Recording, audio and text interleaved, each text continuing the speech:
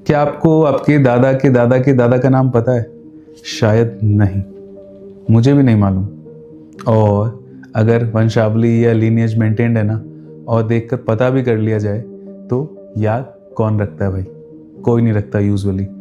अगर आपने जीवन में बुद्ध, महावीर, विवेकानंद, स्टीव जॉब्स, अब्दुल कलाम या ओशो या ऐसे किसी महान व्यक्तित्व जैसे कुछ अनोखा नहीं किया ना, तो याद रखिए, करोड़ों लोग इस धरती पर आए और चले गए और किसी को कोई फर्क नहीं पड़ता। तो आप किसके डर में जी रहे हैं? बस मेरी आपसे एक ही रिक्वेस्ट है, मेरी आप सबसे एक ही रिक्वेस्ट है, आखिरी समय में ये अफसोस लेकर मत मरना कि मैं अपने जीवन को अपने मन मुताबिक नहीं जी पाया।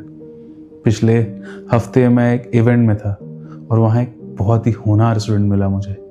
वो इतना परेशान था कि मैं आपको बता नहीं सकता यहाँ पे। उसने बताया कि उसे रात को नींद भी बहुत मुश्किल से आती है। मैंने पूछा, भाई क्या रीज़न है, इतनी छोटी उम्र में नींद क्यों उड़ा ली है तुमने? उसने बताया उसने आर्ट्स स्ट्रीम ले ली है और उसके आसपास लगभग सभी रिश्तेदारों ने साइंस या कॉमर्स ले रखा है। कोई सीए बनने की तैयारी कर रहा है तो कोई इंजीनियर बनने की तैयारी कर रहा है। उसके मार्क्स भी काफ़ी अच्छे थे, उसे सारी स्ट्रीम्स मिल जाती जो वो चाहता, लेकिन सब ने ताने मार मार के उसे इतना परेशान कर दिया कि उसे खुद पर ही शक होने लग गया कि भाई आर्ट्स लेके कुछ मैं बेटर कर पाऊंगा या नहीं।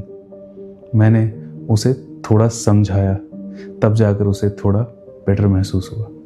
सभी मेंटली इतने स्ट्रांग नहीं होते, सभी मेंटली इतने स्ट्रांग नहीं होते जनाब कि लोगों की बातें उन्हें परेशान ना करें। तो आप लोग भी ध्यान रखा कीजिए अगर किसी को कुछ बोल रहे हैं तो। और आजकल तो वैसे भी किसी स्ट्रीम की कोई गारंटी नहीं है, चाहे साइंस हो या कॉमर्स या आर्ट्स। और एक बात मैं यहाँ कहना चाहूँगा कि ढीठ बनना अगर सीखना है ना, तो ये हमें हमारे पॉलिटिशियन से सीखना चाहिए। और कुछ सीखें या ना सीखें, लेकिन ये तो हमें उनसे ज़रूर सीखना चाहिए। एक दूसरे को कितना कुछ बोलते हैं, फिर भी कोई फ़र्क ही नहीं पड़ता किसी को। लेकिन यहाँ एक बहुत गहरी बात समझिए, अगर कोई आपको कुछ कहे और आपको बुरा लग जाए ना, तो कहीं ना कहीं शायद आपको भी लगता है कि आप वैसे ही हैं। जिस चीज़ की आपको खुद गिलानी है ना, उसी बात का सबसे ज़्यादा बुरा लगता है। अगर आप पूरी तरह श्योर हैं कि वो चीज़ आप पर लागू ही नहीं होती, तो आपको बुरा नहीं लगेगा। ज़रा सोच कर देखिएगा इस बात को।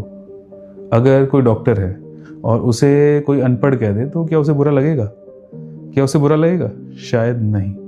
लेकिन किसी अनपढ़ व्यक्ति को कोई अनपढ़ कह देना, तो संभव है कि उसे बुरा लग जाए।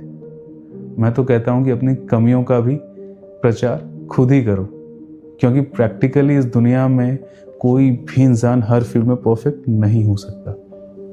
हो ही नहीं सकता, तो घबराना कैसा? अपनी छवि दूसरों की नज़रों में नहीं, अपनी नज़रों में असली बनाओ। फेमस रिसर्चर हैं एक ब्रेने ब्राउन, वो कहती हैं कि जब हम अपनी कमियों को छुपाना बंद कर देते हैं ना, तभी हम सचमुच में स्ट्रांग बनते हैं। और बचपन से हमें एक ही पैटर्न सिखाया गया है। क्या सिखाया गया? अप्रूवल लेना। स्कूल में मार्क्स लाओ तो लोग खुश होंगे, घर में सीधे रहो तो लोग और रिश्तेदार खुश होंगे। लेकिन सोचो, अगर आप गलती करते हो तो क्या लोग उसकी कीमत चुकाएंगे? नहीं, लोग उसकी कीमत नहीं चुकाएंगे। अगर आप सफल होते हो तो क्या वो आपकी असली मेहनत समझेंगे, जो आपने सालों लगा कर की है? शायद नहीं। फिर उनके हिसाब से फैसले क्यों लेना भाई? बिल्कुल नहीं लेना। मेरे अकॉर्डिंग ये सिर्फ आपके एक्शन का रुकना नहीं है, ये आपकी ग्रोथ और पोटेंशियल दोनों का रुकना है। प्रैक्टिकल एग्जाम्पल से समझते हैं। अगर एक बच्चा कम पढ़ता था, खेलता कूदता रहता था, मस्ती करता रहता था, फिर भी अगर एग्जाम में उसके मार्क्स अच्छे आ जाए ना, तो लोग कहेंगे मस्ती तो करता था लेकिन दिमाग का बहुत तेज था। वही बच्चा जो पूरे साल पढ़ता रहा, मेहनत करता रहा, अगर उसके मार्क्स कम आ जाए ना, तो वही लोग कहेंगे किताब खोलकर मोबाइल चलाता था, ध्यान नहीं देता होगा, मेहनत नहीं की होगी, भले ही उसने सच में बहुत मेहनत की हो। इसलिए लोगों की बातों को दिल से लगाना बिल्कुल भूल जाइए। बस शिद्दत से पूरा मन लगाकर कर्म कीजिए, ताकि अंत समय में कोशिश न करने का अफसोस तो कम से कम नहीं होगा, क्योंकि लोगों की राय बदलती रहती है। किसी ने बहुत खूबसूरत बात कही है, लोग क्या सोचेंगे अगर ये भी आप ही सोचेंगे तो फिर वो क्या सोचेंगे।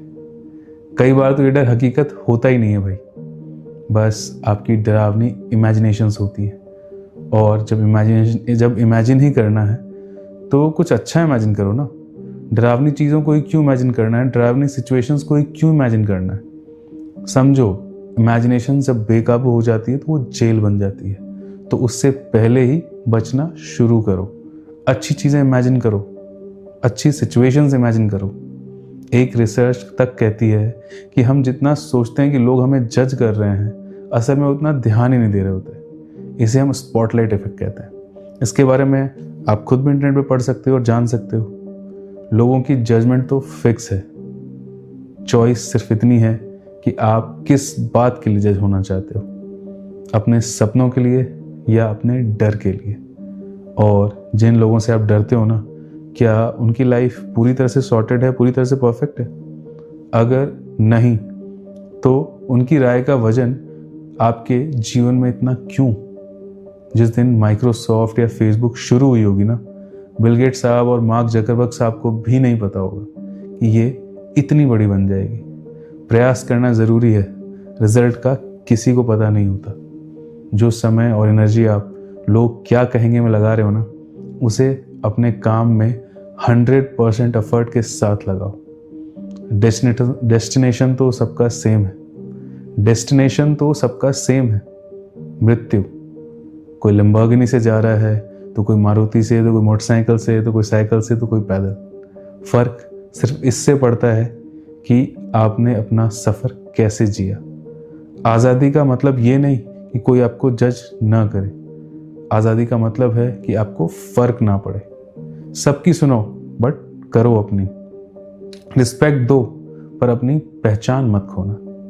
एक दिन सब खत्म हो जाएगा और तब खुद से एक सवाल पूछना पड़ेगा आपको, क्या मैंने अपनी लाइफ जी या सिर्फ लोगों के रिएक्शन से बचने की कोशिश करता रहा। अभी भी वक्त है, खुद को स्वीकार करो और शुरू करो।